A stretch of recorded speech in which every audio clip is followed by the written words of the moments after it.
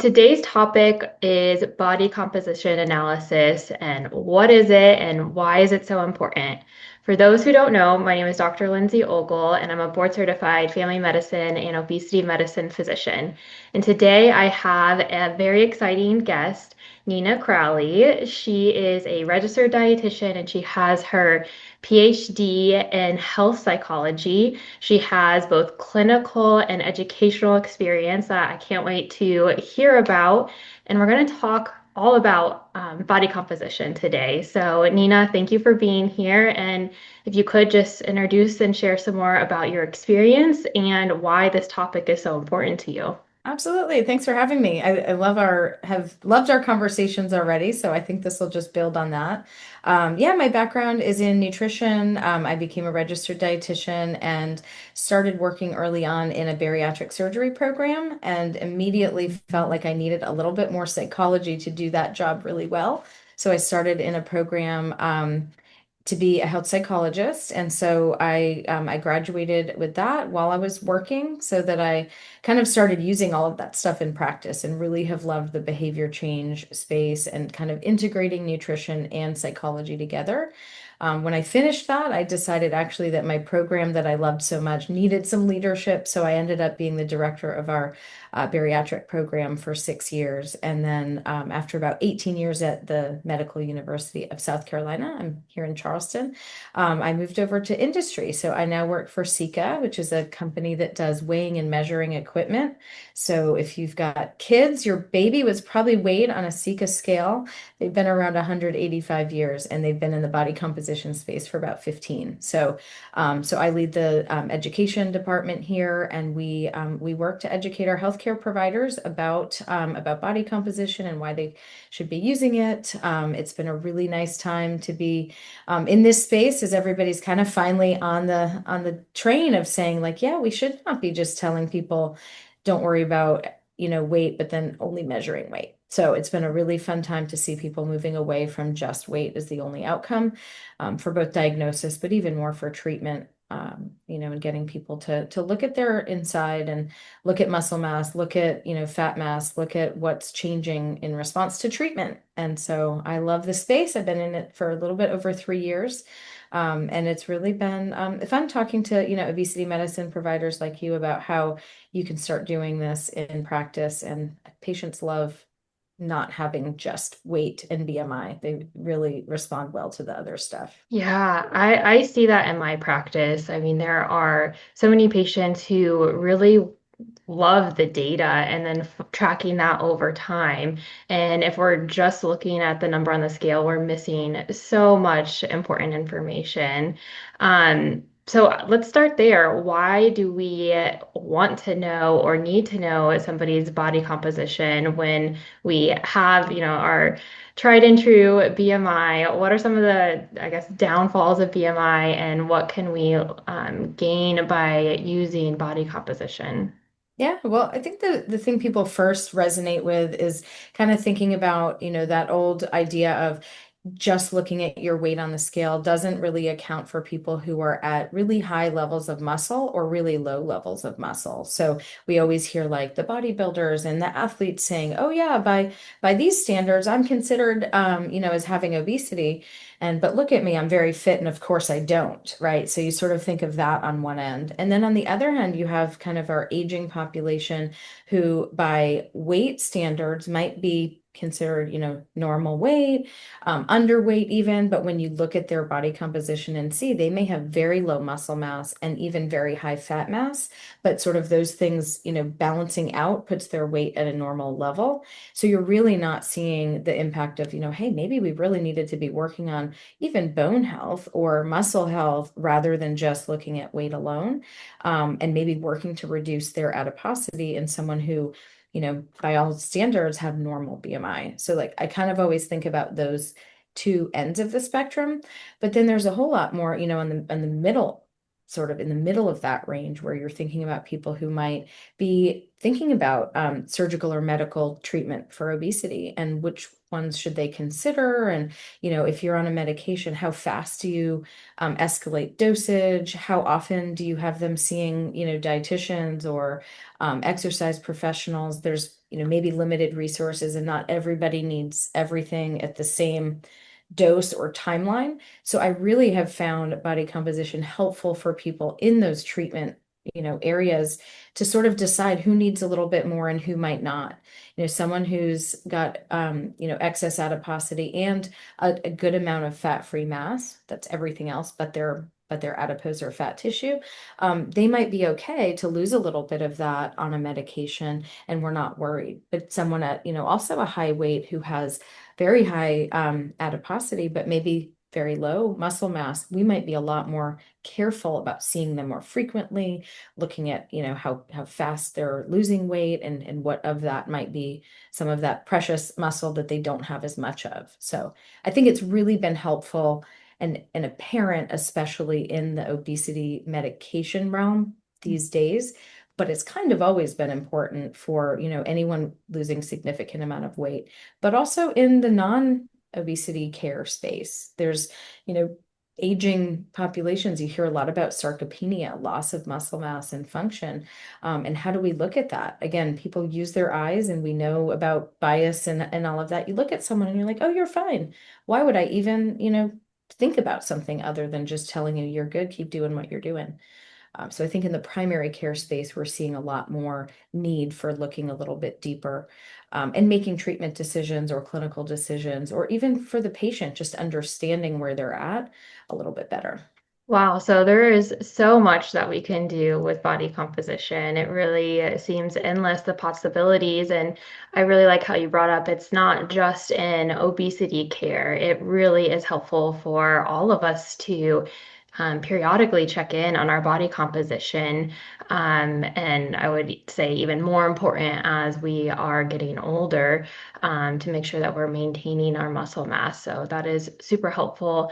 I'll add another instance that is probably really beneficial, especially from the psychological side of things, and just with not knowing what's actually happening in the body. I had Dr. Matea Rentia on a couple of weeks ago, and we were talking about weight loss stalls or plateaus or weight maintenance. And for someone who is on a weight loss or health journey and they see that the number on the scale is not moving, but they're doing all of the healthy things for their body, they're giving themselves adequate nutrition and exercising. If they're not checking their body composition, they may miss the fact that they are actually building muscle and losing fat mass. And so if you're just looking at that number, you may think that things aren't improving. But if you're looking at your body composition, you're going to see that actually you're making great progress. So I'm curious what your thoughts are about that. Yeah, well, I've always in the behavioral realm, I always think about how we talk about goals and goal setting. And so for so long, in my experience in a bariatric surgery program, there was always like our surgeons would talk to patients about like, you need to lose this much weight and here's your ideal weight. And, obviously the more I learned about psychology, the more I was pushing them away from making those types of goals and telling people what their goal or whatever should be. Part of that is just when you set a weight goal and you're saying, I want to get to this weight, it's not a very active thing that you're working on. It's like passively, this is what's happening when you're doing all of those things. Like you said, the nutrition, the movement, the sleep, the stress, all of the daily behavioral things that we have to do that might impact a number on the scale, which is sort of a final or an outcome. There's not a lot of control. We all know this, right? There's not a lot of control you have over that number. It's just sometimes people, when they're on a medication or treatment, that they're seeing success and they're defining that by weight loss, that they start to be like, oh yeah, well, I like the scale now. I like the numbers now because they're moving in the direction to support the things that I'm doing in my daily behaviors. But I would still say it's not a great outcome measure at that point either, because once you get to sort of a weight plateau, stable maintenance, whatever you want to call it. I mean, you can't lose weight endlessly. That there's a stability that you have to reach, right? Staying the same is a really weird and not so exciting goal to achieve, right? So like the status quo of anything, it's not really motivating to do the things, right? So like you have to do all these things every day to just stay the same in any realm, right? So in weight, that's no different. And so having that as the goal, I think, is problematic for a lot of reasons, but that's a big one. Whereas we're talking about fitness and athletes and people who every day have new personal best kind of goals that they can set. There's always fitness goals that you can achieve. And so I think that's a good example of why, setting goals for things like, maybe reducing adiposity is a big goal in the beginning. But once you've reduced that to a level that's, in a good realm for you, maybe then building up muscle mass. Keeping muscle mass as you age is actually a big goal. And that's not status quo because otherwise it would be going down. So sort of thinking about it like, what could you continually work on to improve your health and fitness and endurance and all these other things? And I think, body composition is one tool that we can use to put in that realm of things that can be moved on, and the needle can continue to be moving and not just staying status quo. So I think it's great for someone who feels like, I mean, even just the idea of weight plateau, I don't love the term either, right? Because it's sort of, again, focusing all of our energy on that. So there's a lot, I know you and I could talk about this probably for a while about language and terminology, but there's a lot of that. We've just used the word weight for so long. And so that's what people understand this to be, but it really is health, and health goals we can always improve. You can improve your biomarkers, you can improve your lab work, you can improve your endurance and all these other things that are so much more exciting than just let me get to that number and stay there. I agree with you so much there. Thank you for going over that. And I think we've really established the importance and the application of body composition. How do we actually find out our body composition? What are the tests that are available to us? And maybe what are some of the benefits of certain types of testing? Sure. So it's what I've really learned. I just got back from two meetings back to back where, working with healthcare providers at various levels, I think it's reminding me so much that many of us did our training 20 or more years ago. And back then, the options for body composition assessment were pretty limited. It was kind of like research setting, underwater weighing or MRI. You could, see these things being done and studied, DEXA even for a lot of people. These are things that were done in a full day long lab testing scenario, right? And so that sort of established what body composition assessment was. And bioimpedance, which I can talk a little bit about, but back then it wasn't so great. It was just sort of coming into its own. And so I have just found, again, most recently, that a lot of our colleagues have made their decisions about body composition assessment based on what we learned from 20 years ago. So the good news is, methods have come a long way, validations have come a long way. We're thinking beyond just, a Caucasian male who's healthy, and we're looking at, doing validations in various ethnic groups, various gender, in bigger ranges of weight, so that we can say, like, what would be the normal range for someone of your particular demographic characteristics. So that's come a long way. And in my realm, the company that I work for makes bioimpedance devices. And what that is it looks like a scale, actually. You stand on it, you have your shoes off, because there's a little electrical current that goes through it looks like a little metal plate buried under the glass, through your feet and out through your hands. So you're holding, a stable handrail, and the electrodes, you've got two on each hand and two on each feet that you're just holding. And those electrodes conduct a low dose electrical current that goes through your feet, out through your hands. And that current goes through your body's tissues differently. So different speeds. It goes faster through water and water containing tissue, which muscle is 75 or 80% water. It goes slower through your fat tissue, which has much less water.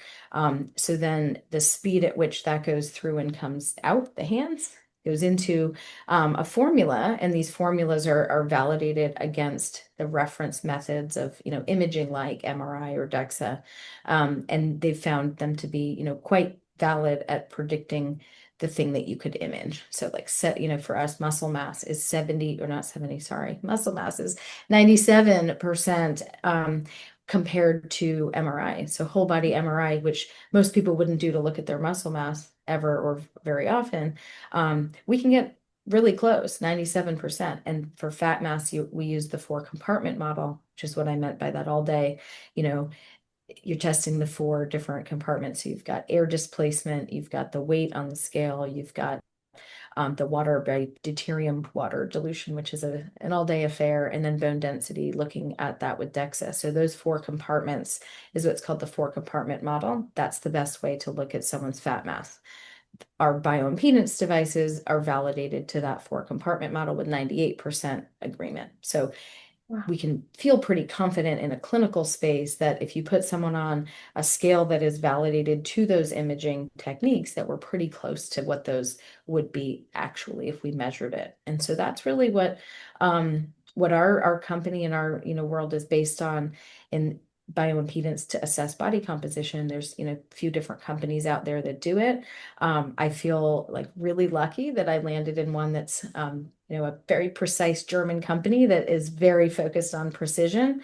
So yeah, so it's really neat. I know, where I worked before, we were not able to get that in, but now that I've been talking, I'm still in touch with them. They're right in town here, and so they have one of our devices now because they've seen what it can do. And I'm kicking myself for not pushing through the red tape of an academic medical center even harder back then, because I think it really would have been helpful for the patients I worked with for all those years. That's amazing. And what wonderful technology and how fascinating that, just how it works. And we can get so much information so quickly because you step on a scale like a normal scale, but it's giving you so much more.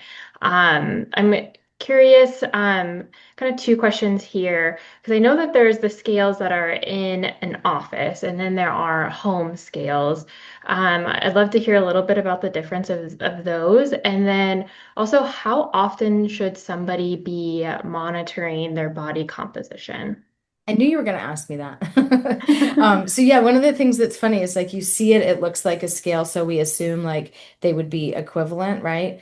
One of the big things is that for healthcare providers or clinicians who've been in this space, they probably remember those old, like it looked almost like a steering wheel you grabbed on. Those were like two handles and maybe 4 points of contact that sent the electrical current around the upper part of the body and used formulas to extrapolate or estimate the bottom half of the body. So our scales that we step on with our 2 feet now will do that same thing. It'll send the electrical current from one foot out through the other, and that's estimating your bottom half of your body and using formulas to extrapolate to the upper half. So one of the big differences that the scale or the bioimpedance device that you'd step on in an office would be whole body bioimpedance. It's also back in the day used to be single frequency, meaning one current they'd send through, and that's not strong enough to get through both your inside your cell and outside your cell. Part of what the technology is for bioimpedance is it's going through the cells and estimating your water through that method. So now we have multi-frequency. So there, a bunch of different frequencies, some that go through, some that go around a cell, and that helps with the estimation.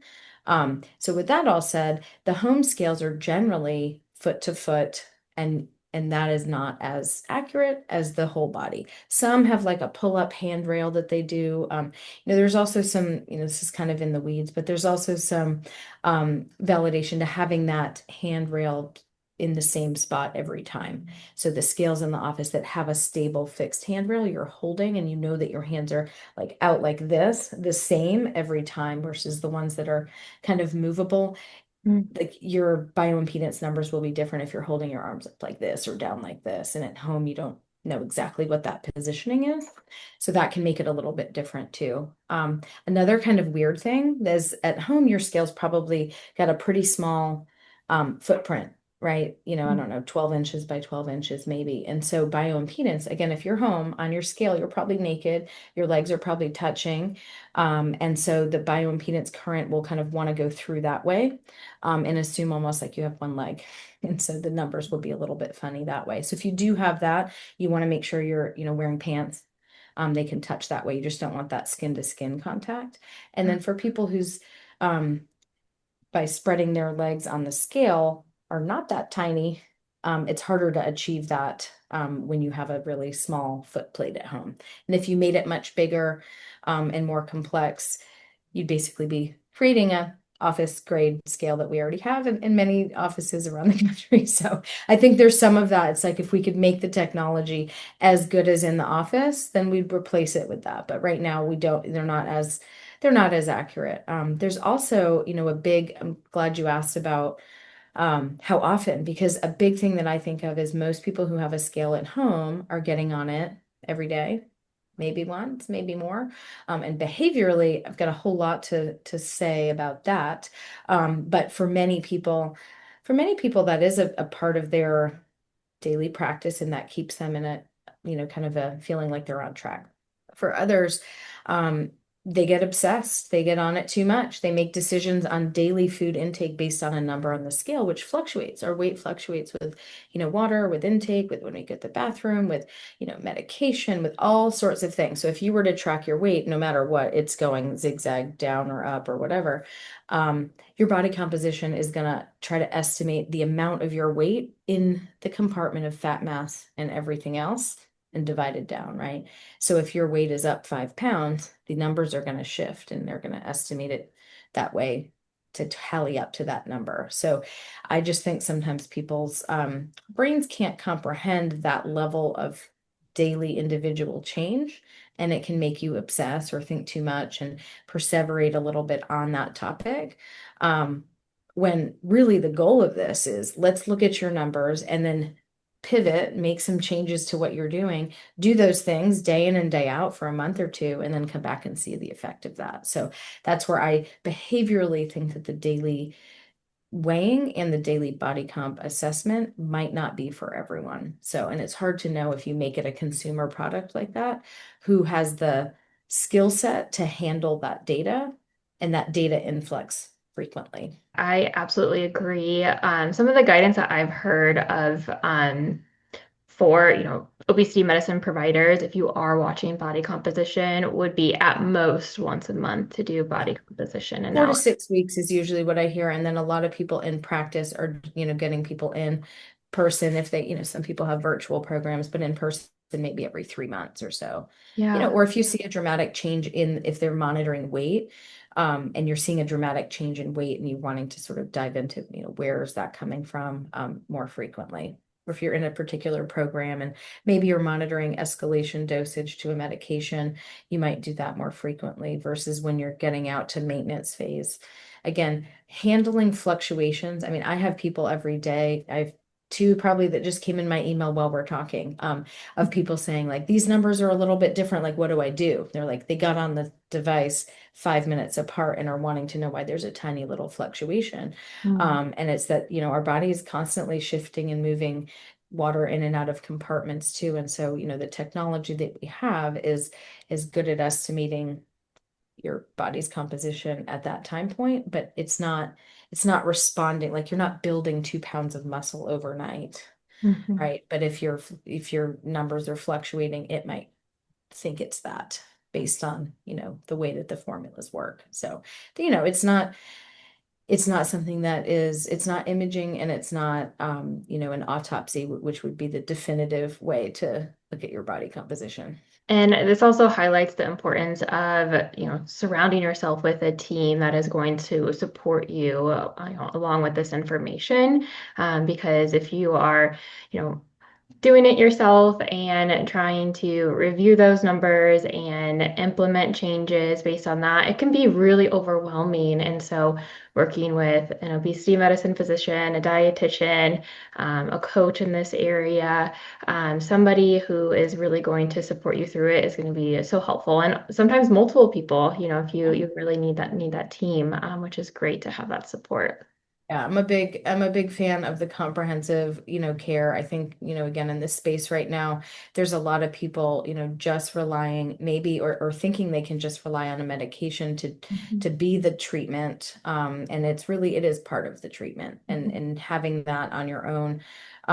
It's a lot of data to handle. And really we're not so good at translating that into the next thing, which is the hard work of behavior change, that, Mhm. there's very few workarounds for that. And so, I see that a lot with some of the wearables and technology. There's a lot more even in the sleep realm where people are getting all this high level data about, we know steps and movement. We have people, monitoring slicker ways even of monitoring your intake and your sleep. And it's just, I think there's a point at which there may be too much data and not enough time to process, analyze, and code that into your actual behavior change. And so that is, of course, where I don't think we can be replaced by technology. I No. think if it were that easy, to just take a medication and, see the results, like, that's not what this is all about. Medication has been an amazing biological, tool to help people with the weight loss, but keeping it off, keeping, all the other parts, optimized with the nutrition and protein and with the movement and the exercise and the, behavior stuff, all of that is still, it's so hard. It's so hard to do that. I love that we have agents that can take the food noise, the biology, the appetite, all of that down to a level where now most people feel like they do have it within their skill set to be able to work on those other things. But it definitely takes a village to help optimize. It does. It does. That reminds me of the four pillars of obesity medicine: nutrition, physical activity, behavior change, and medical interventions. And so we really need all four of those to ensure, a healthy outcome, which is our goal. Absolutely. So I think we've covered everything. Is there anything else that you would like to mention or, share with our audience on how they can get in touch with you if they want to learn more? Sure, yeah. I mean, so Seca is the company I work for. We have, social media, Seca North America. Myself, I'm, on LinkedIn is probably the best place to connect with me, Nina Crowley, on LinkedIn. I do still have my ex account with Psychodietitian was my name on there. Used to be active on there. And then on Instagram, I do sort of personal and professional as well. Um, but just I think for your viewers learning more about you know what body composition is all about now, the advances that we've had over the past 20 years, and I'm sure there's more to come, and will make it even easier moving forward. If you've got patients listening, I think having that conversation with your doctor or your healthcare team about, this is something that you want and you want to see in the practice. I talked to a patient group the other day, and it really sort of hit home that they're hearing from their team it's not all about the weight. They're hearing that message finally. We hadn't heard that message for so long. They're hearing it's not all about the weight, but then they go into the office and they're getting on a scale and just getting a weight. So it's like that mismatch between what we're saying and what we're doing in practice is tricky. And it's confusing to patients. So if you're a provider who understands the value and is telling your patients it's more than about just weight and BMI, put your money where your mouth is and offer bioimpedance or body composition testing in your office, or have a pathway, where you can refer, or you can get them to a clinic or a gym or a, exercise facility that does have this, so that you can look at that data together and kind of modify your treatment plan together. Well, thank you so much for taking the time and sharing your amazing knowledge. It was so helpful. I know I learned a lot. I'm sure everyone else did as well. And we will continue to collaborate together, I'm sure. Great. Thanks for the opportunity. I'm glad to have the conversation and keep it going.